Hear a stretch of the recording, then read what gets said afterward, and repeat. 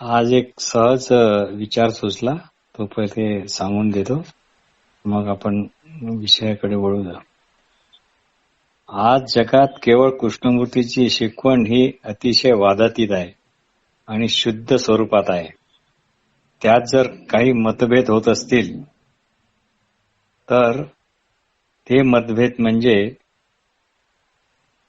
दोन्ही पक्षांना त्यातील काहीच कळाले नाही असे खेदाने म्हणावे लागेल. तर असो, आता आपण जरा आतापर्यंत जी आपण कृष्णमूर्तीची जी शिकवण पाहत आहोत त्याचा थोडा सारांश कसा असू शकेल हे आता आपण बघू. काही काही ठिकाणी चुका होतील उच्चारामध्ये, कशात काही, हे जरा सांभाळून घ्या. असं म्हणतात की फिलॉसॉफीची व्याख्या अशी आहे की the love of truth and not love of words. म्हणजे फिलॉसॉफी ही केवळ शब्दावर अवलंबून नाही, तर शब्दांनी जे सांगितले जाते त्यावर अवलंबून आहे असं आपण म्हणू शकतो. The love of truth, not love of words. मग यात आयडिया, स्पेक्युलेशन्स, बिलीफ या सगळ्यांना काही स्थान नाही. द लव्ह ऑफ ट्रूथचा दुसरा अर्थ असाही आहे, to see the fact of oneself. To see the fact of oneself. To see the network of our own thought. To see the network of our own thought. If you cannot find the truth right where you are, where else do you expect to find it? म्हणजे याच क्षणी, याची डोळा, जर तुम्ही कोण किंवा तुमचं नेटवर्क ऑफ थॉट हे जर कळत नसेल तर मग तुम्ही कधी, केव्हा आणि ते कुठे तपासणार याविषयी काही तुम्हाला माहिती आहे का? If you cannot find the truth right where you are, where else do you expect to find it? You must understand the whole process of thought. तुम्हाला विचाराच्या अतिशय बारकाव्याकडे लक्ष ठेवावं लागेल. जे कृष्णमूर्ती कोणत्याही स्पेक्युलेटिव्ह थेअरी सांगत नाही. कृष्णमूर्ती कोणत्याही सांगोवांगी किंवा असं असेल तसं असेल अशा तऱ्हेचं काहीही सांगत नाही. ते तथाकथित गॉडच्या अस्तित्वाला होय म्हणत नाही आणि नाही म्हणत नाही. त्यामुळेच ते स्पेक्युलेटिव्ह काही सांगत नसल्यामुळे गॉडच्या अस्तित्वाला हो म्हणत नाहीत आणि नाही पण म्हणत नाहीत. तथाकथित अंतिम सत्य, हायर सेल्फ, उत्क्रांतीवाद, आत्मा, मृत्यूनंतरचे जीवन, त्याच्या आधीचे जीवन, नंतरचे जीवन याविषयी चर्चा करण्यात त्यांना अजिबात रस नाही. कारण ते काय सगळे स्पेक्युलेटिव्ह आहे. त्यांना काही नवीन सिद्धांत पण मांडायचे नाहीत. पण नवीन सिद्धांत मांडायचे म्हणजे काय, परत तुम्हाला ते नवीन सिद्धांत मांडण्याकरता अक्युम्युलेटेड नॉलेजचाच आसरा घ्यावा लागेल किंवा त्याला नवीन असंही म्हणावं लागेल. त्यांना काहीही नवीन सिद्धांत मांडायचे नाही, बौद्धिक कीस पाडायचा नाही. त्यांची भूमिका अगदी स्पष्ट आहे. हा सूर्य आणि हा जयद्रथ अशा प्रकारची त्यांची भूमिका आहे. हे महाभारतलं उदाहरण आहे, चालेल तर बघा. त्यांची भूमिका अशी आहे, हा सूर्य आणि हा जयद्रथ अशा प्रकारची. किंवा आपल्याकडे एक म्हण आहे, बाप दाखव नाही तर श्राद्ध कर. म्हणजे काय असेल ते पटकन सांग, नाही तर पुढच्या परिणामाला तयार राहा, अशा प्रकारची ती भूमिका आहे. तर स्वतःशिवाय किंवा आपण दुसरं एक म्हणतो की स्वतः मेल्याशिवाय स्वर्ग दिसत नाही, अशा प्रकारची त्यांची रोखठोक भूमिका आहे. He is interesting in direct perception. त्यालाच ते इन्साइट म्हणतात. कोणत्याही गोष्टीचे अतिशय डायरेक्ट अप्रोच जिथे आहे, विदाउट इंटरप्रिटेशन, त्याला ते इन्साइट म्हणतात. इथे विचार कुठल्याही कामाचे नाहीत. कारण इन्साइटचा विचाराशी काही संबंध नाही किंवा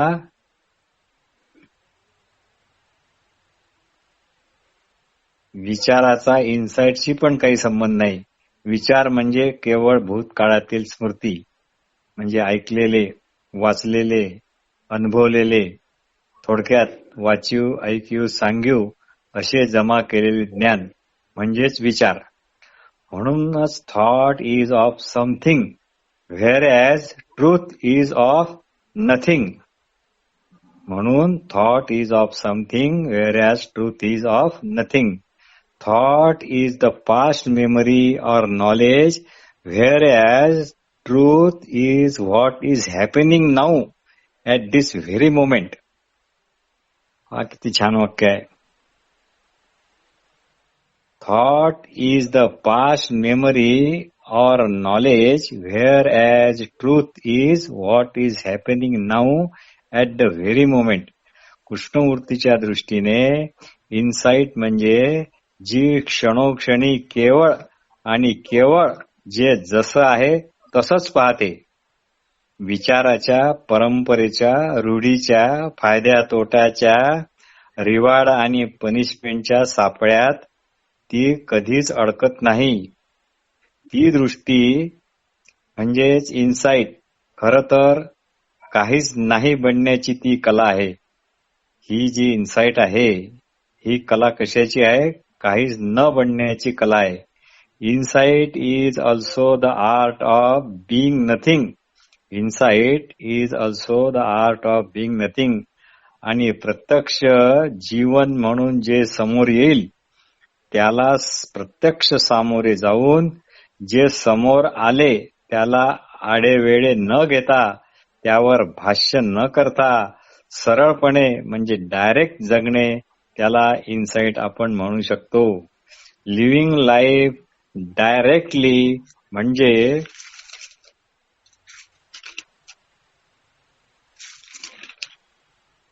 विचाराला मध्ये न आणता जगणे.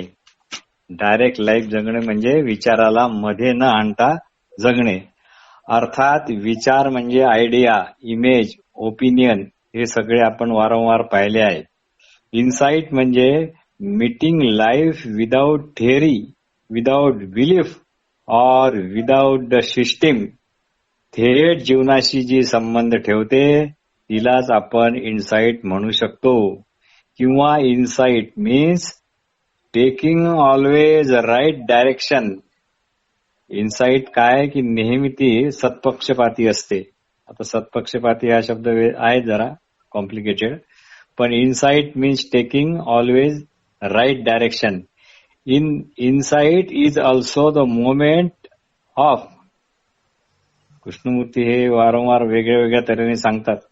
Insight is also the moment of mind. म्हणजे इथे एक कॅपिटल माइंड आहे.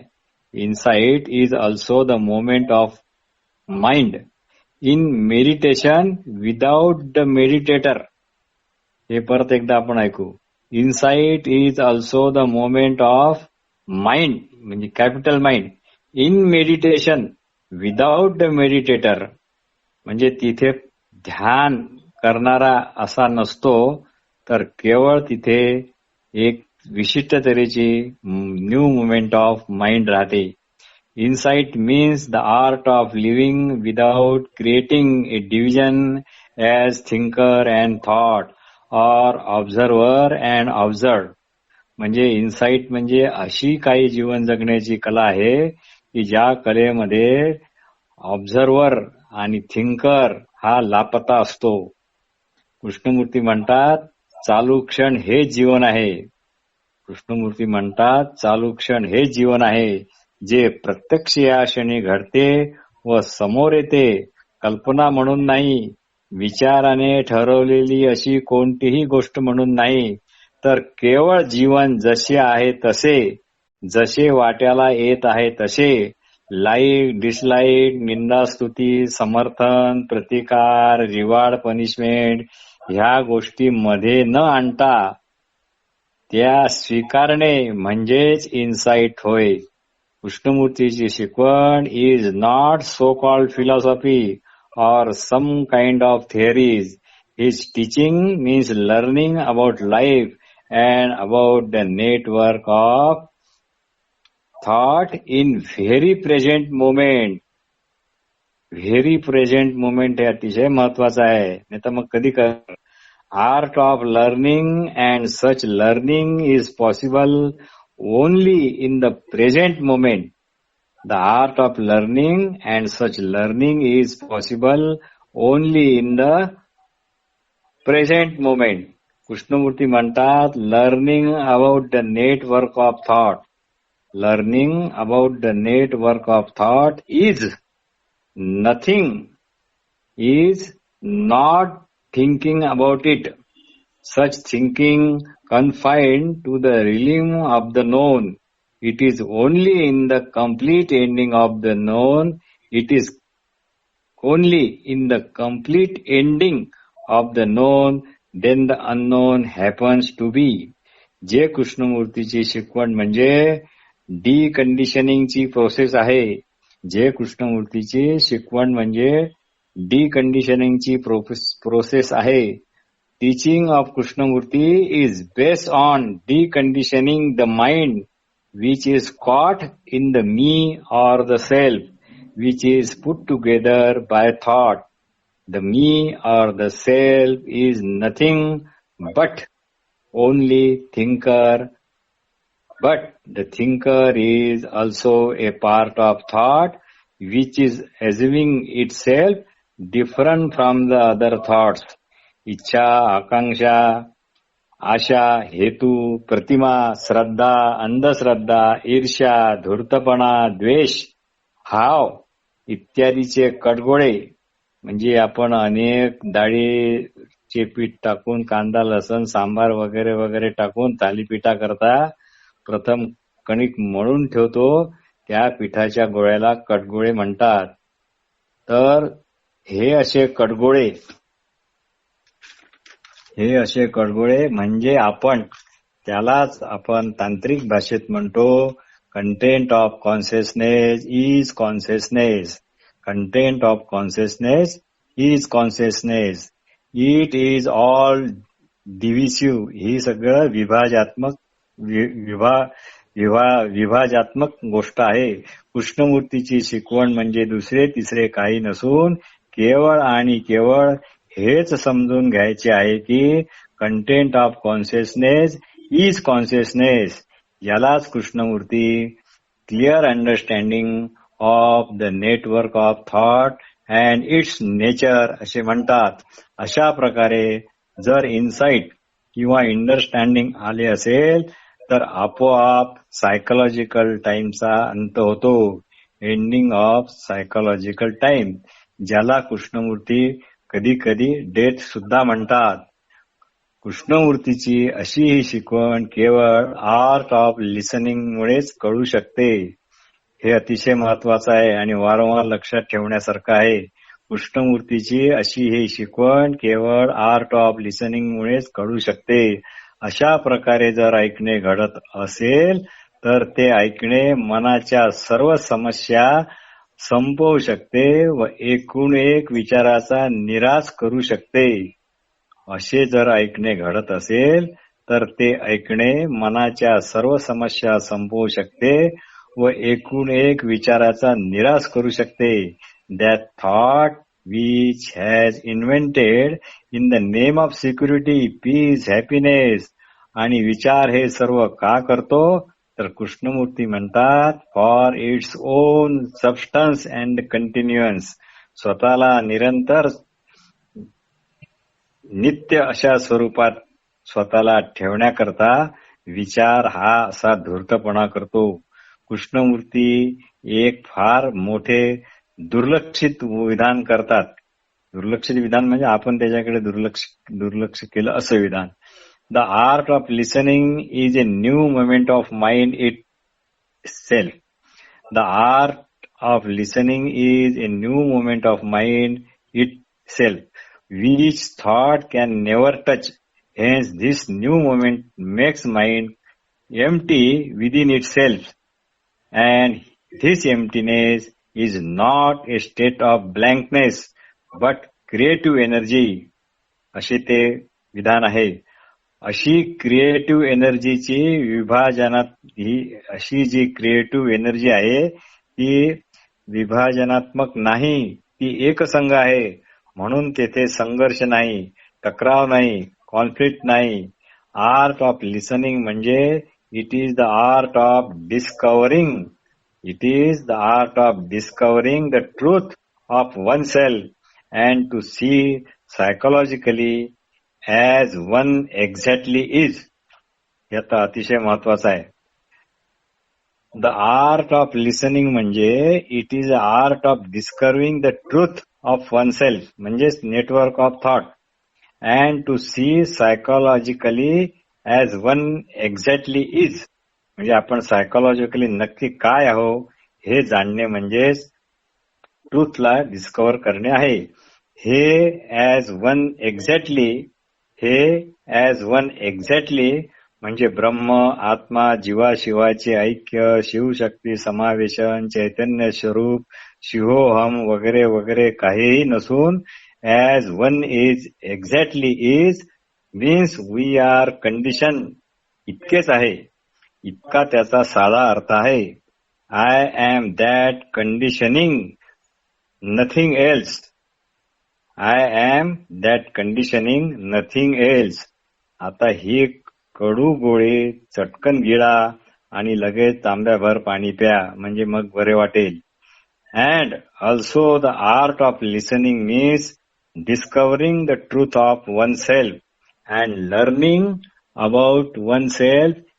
It is spontaneous negation of everything that insight has conceived as the psychic. अशा प्रकारे ही प्रक्रिया निरंतर चालणारी आहे. It is and the endless process of knowing oneself as it is. It is an endless process of knowing oneself as it is. How we are conditioned and discovering the truth of oneself is in the mirror of relationship with people, things and idea, and though in the moment of memory as a response. म्हणजे response हा नेहमी the challenge is ever new and response is ever old. हे कृष्णमूर्ती अगदी सुरुवातीच्या काळामध्ये सांगत असत की टू बी रिलेटेड किंवा we are related with things, people and idea आणि the challenge is ever new and response is ever old. तो सुद्धा फार महत्वाचा भाग होता. पण नंतरच्या काही त्यांच्या प्रवचनात तो कधी अफेअर झालेला दिसत नाही, पण तो वेगळ्या अर्थात आहेच तो. तर to challenge but the challenge is ever new and response is ever old because it comes from memory which is past. Old thought means we as a thinker. The thought means we as a thinker. आता थॉटच्या नावाने बोटे मोडणे चुकीचे आहे, कारण thought is thinker. मुद्दाम असे आपण उलटे म्हटले आहे. नेहमी आपण काय म्हणतो, थिंकर इज द थॉट. आता आपण म्हटले thought is the thinker. Seeking more and more pleasure and gratification. हा थॉट नाही पाहत, हा थिंकर पाहतो. काय? seeking more and more pleasure and gratification. So the thought can never free, it can never go beyond itself. It can never go beyond itself. म्हणजेच it has its own limits. म्हणजे विचाराला त्याच्या स्वतःच्या मर्यादा आहेत. म्हणून कृष्णमूर्ती म्हणतात to go beyond thought means know the limitations of thought. To go beyond the thought means know the limitations of thought. Don't struggle with thought because you are basically thought. म्हणूनच काय, विचाराशी भांडण्यात काही अर्थ नाही, कारण basically you are the thought. To know that the thought seeks to continue itself creates the thinker. हा जो थॉटला आपल्याला स्वतःला कंटिन्यू करायचा आहे म्हणून तो एक तऱ्हेची इल्युजन अशी स्वतःचाच एक तुकडा पाडून थिंकर अशी अवस्था धारण करतो. आणि that thought become and that thought assumes itself different from the other thoughts. हे जर सगळं समजलं तर त्यालाच आपण इन्साइट म्हणू शकतो. So the thinkers come to an being through thought. Then thinker thinks that it can shape his thoughts and control them. म्हणजे so the thinker comes into being through thought. म्हणजे विचाराचीच उपज हा थिंकर आहे. मग या थिंकरलाच असं वाटते की बाकीचे विचार मी कंट्रोलमध्ये ठेवतो, त्यांना जसा मला वाटेल तसा मी आकार देतो आणि त्याच्यावर मी हावी येतो. So the thinker is the fictitious. आणि परंतु हा भ्रमात्मक आहे. थिंकर हा भ्रमात्मक एंटिटी आहे. कशी? ॲज ऑब्झर्वर, कंट्रोलर, अॅनालायझर हे जे बाकीचे आहेत, इतकाच हा सुद्धा भ्रामक आहे. All are fictitious entity and illusion. Krishnamurti म्हणतात दोन प्रकारचे विचार असतात. कृष्णमूर्ती म्हणतात दोन प्रकारचे विचार असतात. एक फॅक्च्युअल असतात आणि एक सायकोलॉजिकल असतात. The factual thoughts are strictly logical and objective. हे अतिशय आपल्या उपयोगी असतात. कोणते? Factual thoughts. The factual thoughts are strictly logical and objective. It includes knowledge which is essential. हे तुमचं सायकोलॉजिकल नॉलेज नसते, हे आपलं टेक्निकल नॉलेज वगैरे असते. It includes the knowledge which is essential for our daily living and biological wellbeing. म्हणजे स्वतःचं जे आरोग्य आपण वेलबिंग करता त्याकरता ते अतिशय आवश्यक असते. It is related with the scientific and the technical knowledge like driving A car, learning a new language and psychological. ते सायकोलॉजिकल जे थॉट्स असतात दॅट रेफर्स टू अक्युम्युलेटेड ब्रीफ. पण हेच मात्र डेंजर असतात. हे काय करतात? That psychological thought refers to the accumulated belief, desires, images, attachment, ambition, fear, anxiety, and uncertainty, likes and dislikes, confusion, contradiction, choice, pain, sorrow, fear of death, and fear of disease. हे सगळे जे आहे, ही यादीच्या यादी, ही सगळी आहे psychological थॉटची. आणि याच्यामुळे सायकोलॉजिकल टाइम सुद्धा तयार होतो. आणि सर्वात महत्वाची गोष्ट म्हणजे the content of psychological thought at A psychological level is same all over the world. म्हणजे हा कृष्णमूर्तीच्या शिकवणीतला एक अतिशय लखलखता तारा असा तुम्ही म्हणू शकता त्याला.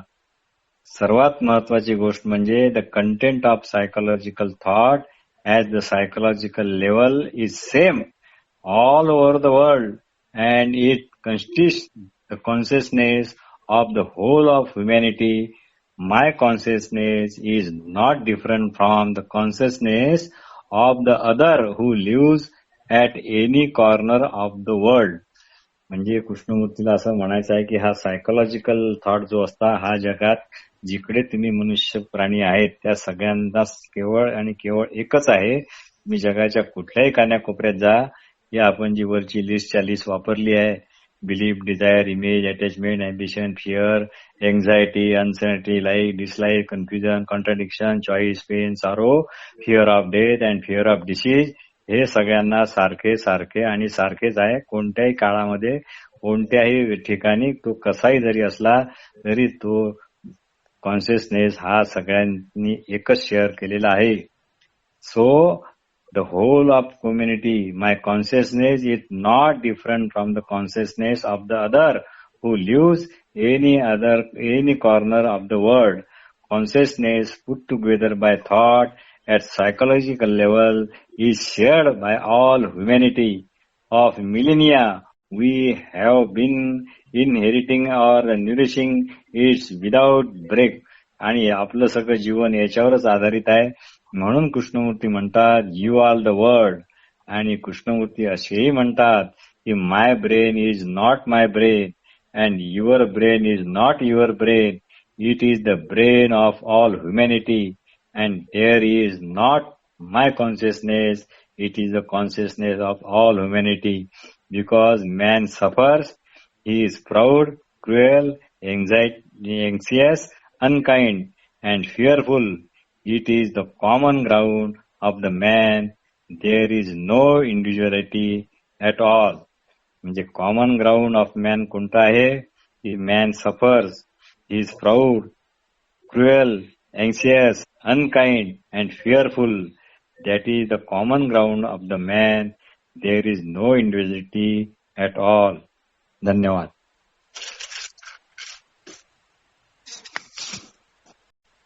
आज एक सहज विचार सुचला